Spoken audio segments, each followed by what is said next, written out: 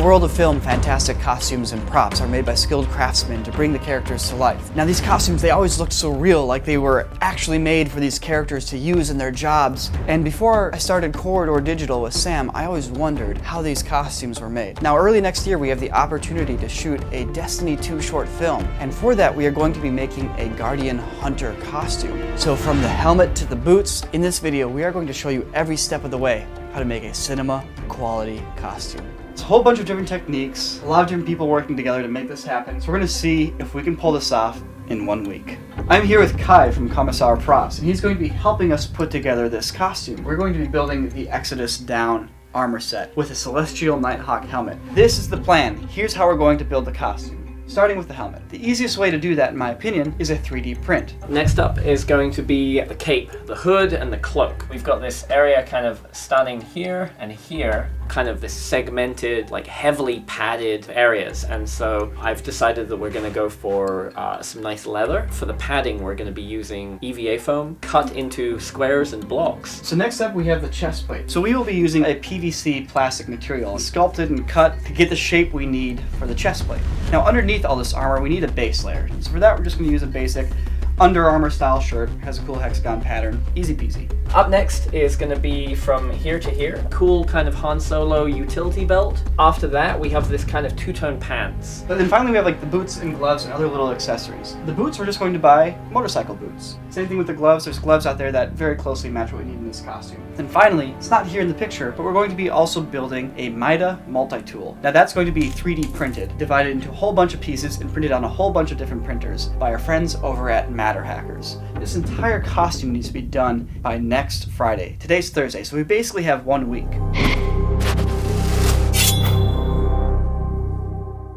Always remember to keep it to the references. Print out your stuff. Keep it around you. All of that little bits of information that you're just absorbing by seeing it out there helps you keep on track and keep it accurate. Because if you don't do that, you're gonna start going off of memory, and your memory is not as perfect as those references. Exactly. For most of the armor parts of this entire build, including the helmet, the 3D printing method is going to be a lot more exact, a lot more science-based, and a little bit sci-fi, which I think is kind of cool. Kai asked me to print out the pauldron for him. We might be able to get it from a 3D model that already exists, but there isn't one, so I have to model it myself. It's a relatively simple shape. It's this thing right here. So I've actually started working on it. It's coming along pretty well. I got the basic shape down. I'm just putting in some of the details here. I do a low poly model first, so that way I can manipulate all the edges. I'm only working on one half and ignoring the other because I'll apply a symmetry modifier to it, which will mirror the half over to the other side and give it more of the shape that I'm looking for. And then finally, a turbo smooth modifier, which will smoothen it all out. Because the printer will print it like this. You'll see those faces if it's not high enough resolution. So I have a couple more details to model into here, and then this will be ready for printing. So I'll be printing this in about, hopefully 10 minutes. All of those cool padded leather bits that we were talking about, it's all EVA foam with leather over the front of them, and they look and feel like pretty nice. This whole area is what we're working on right now.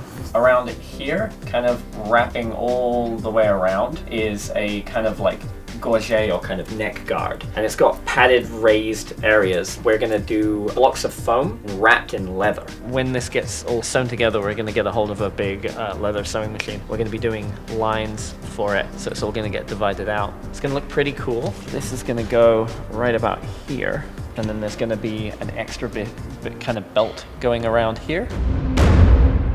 We ran into an issue. The print failed. How could such a print fail? Well, this happened overnight when I was sleeping. So usually it feeds out like that. And somehow plastic filament had gotten spooled in underneath itself. Basically it had tied itself into a knot and it stopped feeding into the machine. But unfortunately it's a 22-hour print that we have to start over again. We are now exactly 1 week from the due date. I just started it again. It's going.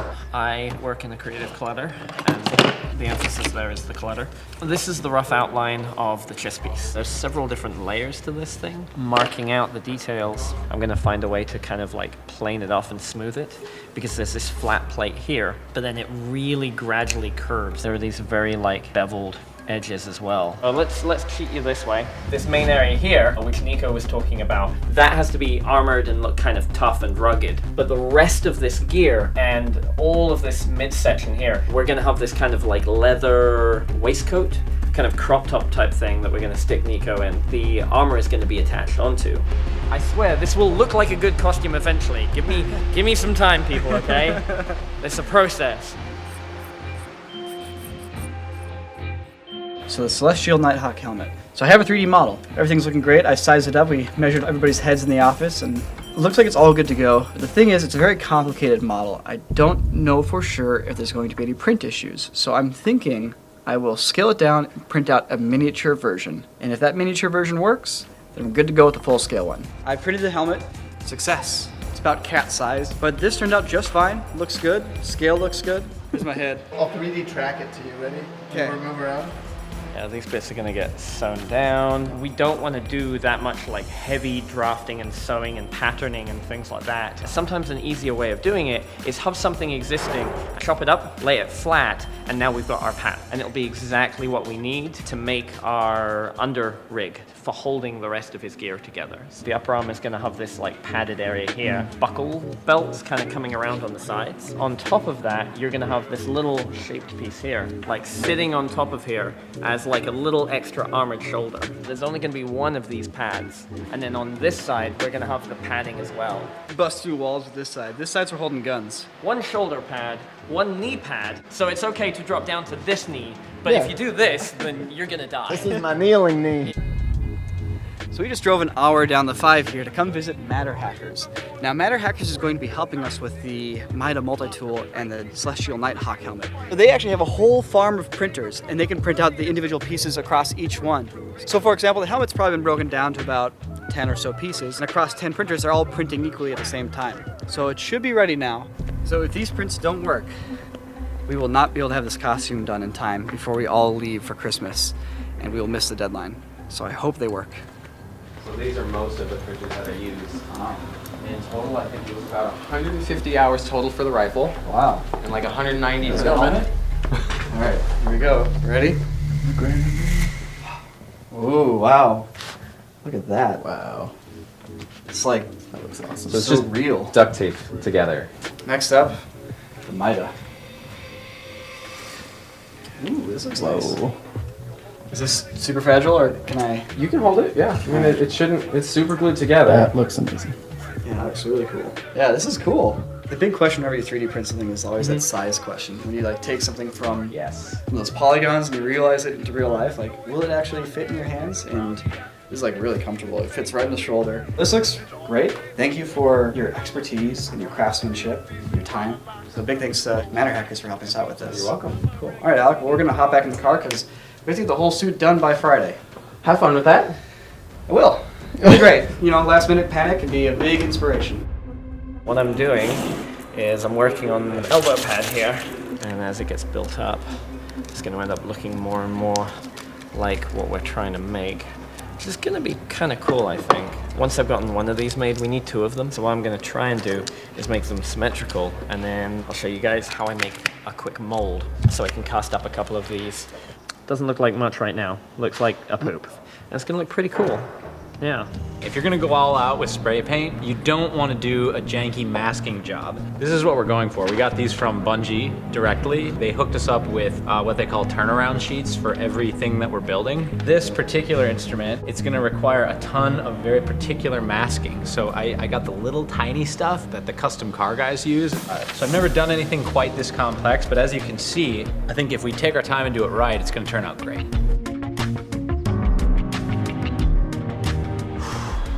I don't know if you just saw that time lapse, but wow. Look at all this masking. It took me 2 hours to mask this thing, and that's just for one color. There's 3 colors. And then I'm going to have to go in with a fine detail and get like some neon and some copper colors better throughout. How's it going, man? I'm Nick. I'm John. John, good to meet you. We don't exactly have the time to properly custom build the pants. So instead, what we're going to do is we're going to take 2 pairs of pants and we're going to stick them together, basically. I think it looks perfect. Like this is what we need. So if you try to machine stitch this, you're just going to stick the pant leg together, and that's not going to work. So he's going to hand stitch it. John's helped me with a few things before, and he's going to be doing a lot of the sewing for us and helping out. So Just tell me where percentage-wise we are at from 0 being nothing to 100% being someone standing in the costume with a camera taking pictures of it. so that's really hard to quantify. I need you to quantify it. I'm trying to work out how to. But Just tell me a number. If you had to give me a number, gun to your It's head. maybe like 50. 50? Yeah. Okay. I'm gonna take that with a grain of salt, and I'm gonna assume it's more like 40. Maybe even 35. We're working on a hell of a deadline, that's for sure. You feeling the pressure? I mean, sleeping's optional, right? Yeah. Yeah, sure. What? Sleep when it's done. If you remember early in the video, I showed that little elbow pad and I started applying all of that putty over it. After I applied a bunch of layers to that and was grinding it down and sanding it, it ended up looking pretty good. Good enough that I wanted to mold it, because we're going to be making 2 or 3 of them. We're going to use one for the knee, one for each of the 2 elbows. What I did is I took the elbow pad that I wanted to use, I took some clay and I built it up inside of it and then stuck it to the table. And after I stuck it to the table, I cut a bunch of cardboard and made a fence around it. After that, I mixed up a bunch of silicone, and then I filled all of that air, the negative space, around this with silicone. And so I made something that looked like that. Yeah, when I flip it over and I take the clay and I take the knee pad out, all that's left is the shape of the knee pad. After that, we can take this stuff, resin, it's urethane resin, in 2 parts. So now that that's mixed, I'm gonna pour it in here. I'm gonna slush it around and just keep it moving. And this is often what's referred to as a slush cast. Are you literally letting it just dry on the walls? Yeah. Wow. The nice thing with it is I can do multiple coats. Whoops.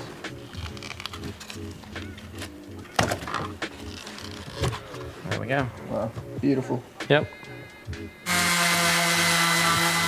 All right, so my sanding is done, and now I'm going to wash this off, make sure there's no more like bits of plastic or powder on it, and then I'm going to prime it. If I don't do primer on the plastic, paint might not stick to it. So this will give me a great base to paint on. A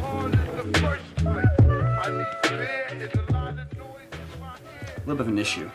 We had to start printing the helmet right away because we're on a very short time frame for this project. The Destiny 2 version of the helmet is pretty significantly different than the Destiny 1 version, mainly in this part here, like the face mask, breather, etc. We need to come up with a way to change this lower part to more accurately reflect the Destiny 2 hood. The profile of this is great. That's all gonna work well. Looking at this, the bottom half of the helmet is a lot more slim, where it's like a rebreather or like a mask. It's like we could probably make something just using one of our like gas masks or something like that to cover this part instead. That would probably give us this profile. You know, making a good costume is kind of like jumping out on an aircraft and sewing your parachute on the way down. So it's really just a case of finding ways of getting things to rig and work, because there is no one strict yes or no answer. There's a whole bunch of ways we could have done this. None of them are the wrong choice.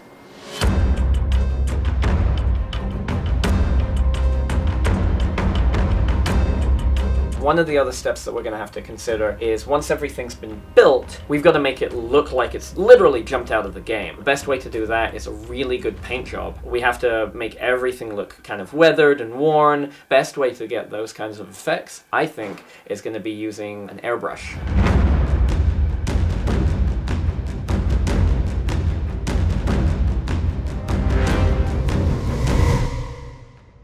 A thing or something. What's up? How are you? Good. How's your weekend going? It's good. It's going great. It's about to go real good though. Yeah. Turn this thing on. Gonna test this baby out? Yeah, let's test it out.